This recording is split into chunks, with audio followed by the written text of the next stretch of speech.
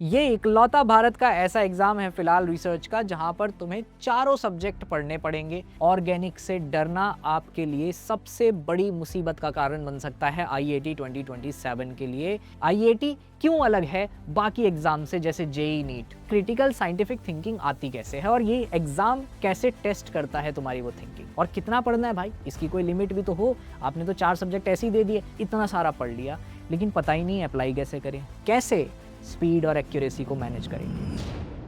IIT 2027 के warriors, क्या हाल है सबके? आई नो बहुत ही मेहनत से तुम लग चुके हो तैयारी में आईआईटी 2027 के लिए, और पूरे मन से ठान रखा है कि इस बार चाहे कुछ भी हो जाए, ISC Bangalore, seven IISERs, IACS Kolkata, IIT Madras, IIT Guwahati जैसे इंस्टीट्यूशन जाकर ही दम लेंगे। बिल्कुल सही है, लगे रहो मुन्ना भाई, लेकिन तैयारी के साथ साथ कुछ चीज़ों का पता होना बहुत ज़रूरी है, जिसकी वजह से आपका ये साल फुल प्रूफ तरीके से इस्तेमाल होगा और आपको आपका ड्रीम इंस्टीट्यूट मिलने की फिलहाल जो प्रोबेबिलिटी है वो 2-3x बढ़ जाएगी। इस वीडियो में आपको कोई ऑर्डिनरी स्ट्रैटेजी नहीं बताने वाला हूँ। पहले से ही डिस्क्लेमर दे रहा हूँ कि जो सीरियस एस्पिरेंट्स हैं, जो वाकई में आईआईटी 2027 के एग्जाम को फोड़कर बढ़िया रैंक लाना चाहते हैं, सिर्फ उन्हीं के लिए ये वीडियो है। जो साइंस को साइंस समझ के मेहनत करके कुछ करना चाहते हैं, सिर्फ वही इस वीडियो को एंड तक देखना, क्योंकि बहुत ही ज़्यादा ब्रूटल रॉ एडवाइसेस मैं लेके आया हूँ, वो स्ट्रैटेजीज लेके आया हूँ जो तुम्हें शायद ऑल इंडिया रैंक 1 तक पहुंचा सकती हैं।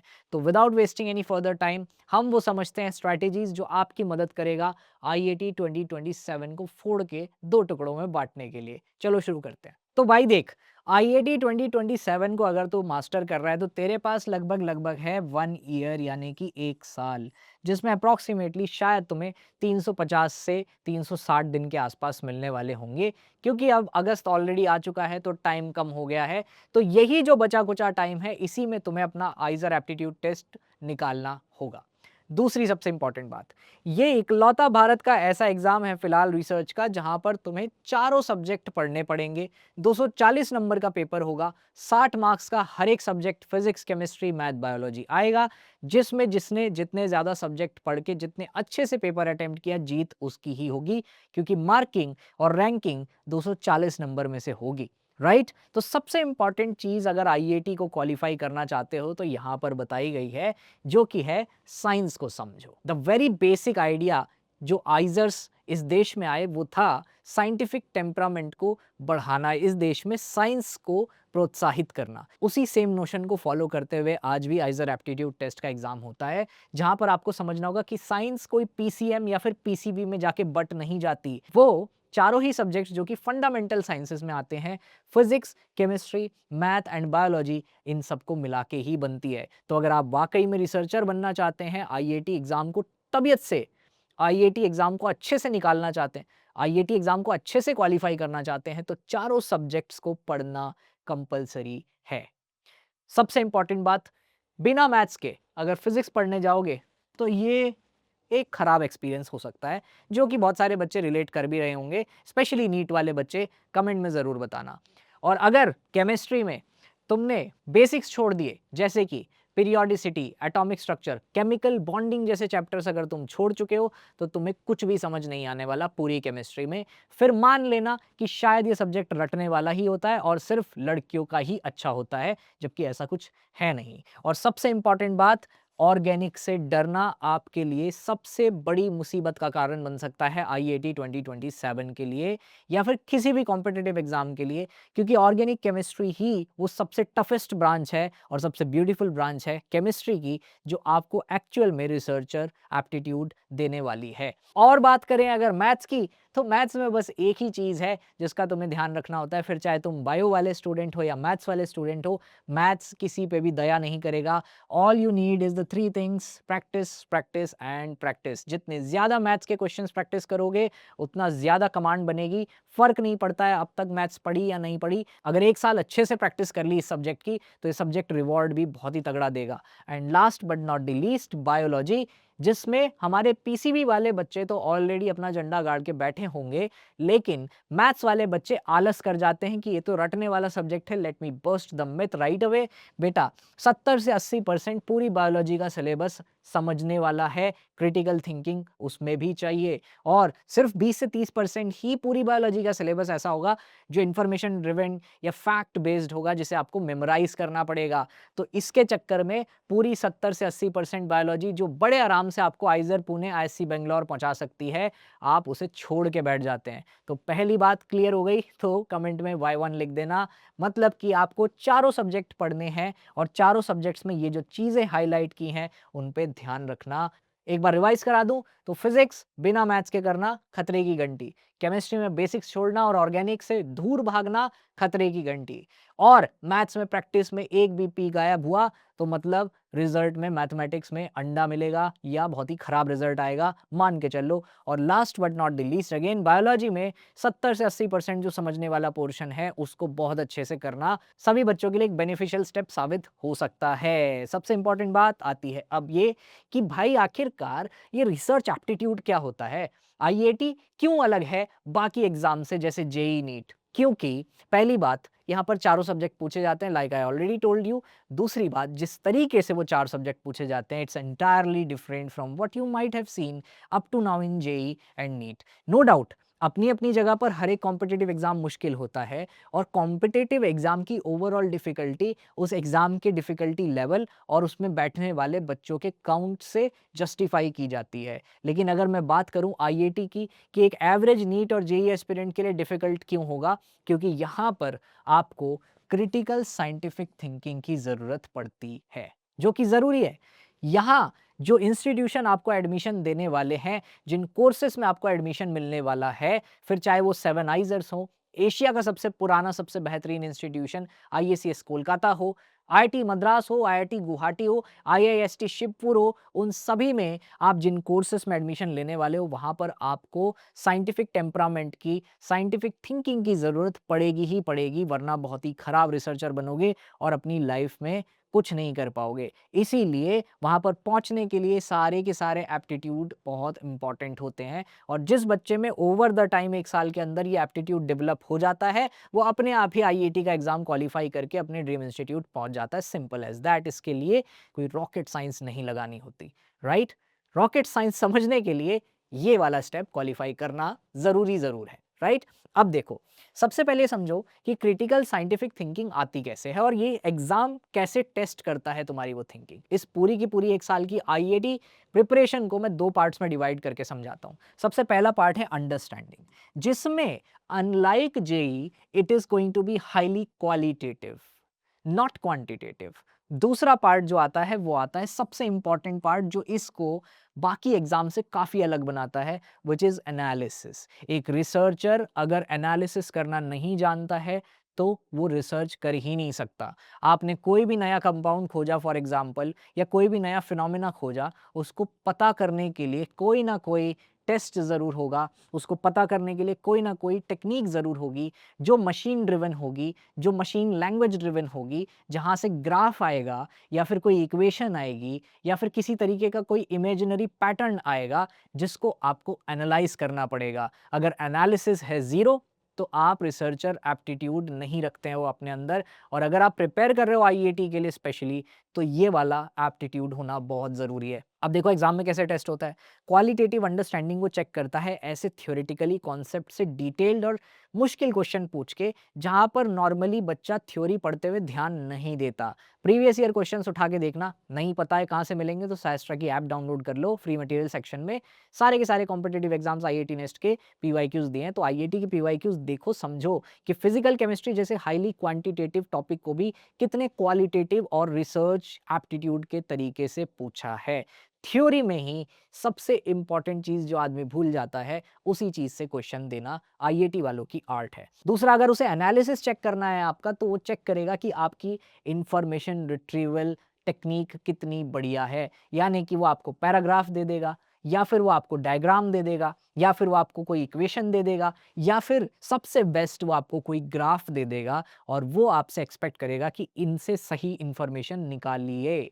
आप खुद पढ़िए कि क्या कहता है ये बड़ा सा लंबा सा पैराग्राफ, क्या कहता है ये एक अजीब सा दिखने वाला ग्राफ, या फिर क्या कहती है मैथमेटिक्स की इक्वेशन जो इस फिजिकल फिनोमेना को जस्टिफाई कर रही है, या फिर क्या कहता है बायोलॉजी का ये डायग्राम।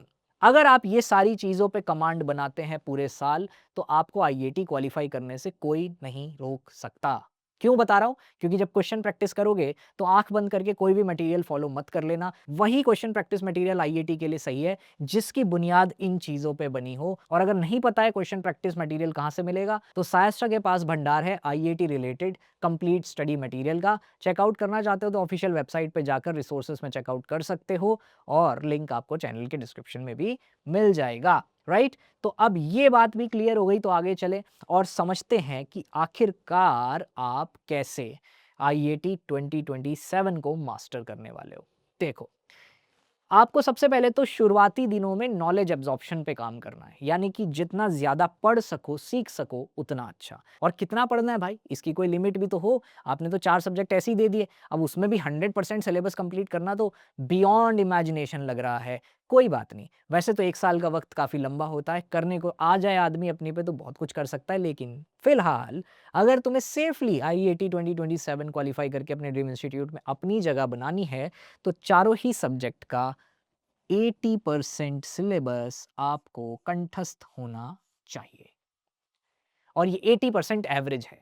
मुश्किल सब्जेक्ट्स में 70%, 75%, और इजीएस्ट या आपके सबसे कॉन्फिडेंट सब्जेक्ट में 100% के क्लोज सिलेबस आपका कंप्लीट हो। ऐसे कंप्लीट करो चारों सब्जेक्ट का syllabus bye the end of February 2027 कि अप्रॉक्सीमेटली एवरेज 80% निकल के आ जाए आपके चारों सब्जेक्ट का। अगर आपने इतना काम कर लिया फरवरी 2027 तक, तो समझ लो कि आप एक स्टेप क्वालिफाई कर चुके हो। सबसे इंपॉर्टेंट फिर आता है एप्लीकेबिलिटी। इतना सारा पढ़ लिया, लेकिन पता ही नहीं अप्लाई कैसे करें, और ये कैसे सीखेंगे कि अप्लाई कैसे करना है। दिमाग कैसे चलेगा कि जो थ्योरी में पढ़ के आया हूं उसको एक्चुअल में इस्तेमाल कैसे करूंगा पेपर में। उसी के लिए आपको टारगेट करने हैं आईआईटी के रिलेवेंसी में बने हुए अच्छी डिफिकल्टी के कम से कम 5000 questions by the end of May 2027। और अगर एग्जाम जून में होता है तब, अगर मई के एंड में एग्जाम है, तो मई की बिगिनिंग तक आपको इसे कंप्लीट करना पड़ेगा, by the beginning of May 2027। अगर आपने ये टारगेट कंप्लीट कर लिया बाय द मई 2027, तो समझ लो कि आपने एक और स्टेप क्वालिफाई कर लिया है। Last but not the least, कैसे स्पीड और एक्यूरेसी को मैनेज करेंगे। कि हमें पता है थ्योरी क्या कहती है, हमें ये भी पता है कि सॉल्व कैसे होगा, लेकिन टाइम का ठिकाना ही नहीं है। एक क्वेश्चन को सॉल्व करने में 10 मिनट लग जाते हैं। ऐसे थोड़ी निकलेगा कॉम्पिटिटिव एग्जाम, वहां पे तो 60 क्वेश्चन 3 घंटे में करने पड़ेंगे। उसके लिए जरूरी है प्रेशर के साथ चलते हुए, प्रेशर को हैंडल करते हुए, एंजाइटी, डिप्रेशन, अपने अंदर की सारी भावनाओं को सप्रेस करते हुए, सही टाइम पर सही क्वेश्चन को सही तरीके से मार्क करके सही आंसर निकाल लेना। और उसी के लिए कम से कम 50 से 60 मार्क्स आपको टारगेट करने हैं टिल मई 2027, जो कि दिखने में एक बड़ा नंबर जरूर लग रहा है, लेकिन है नहीं।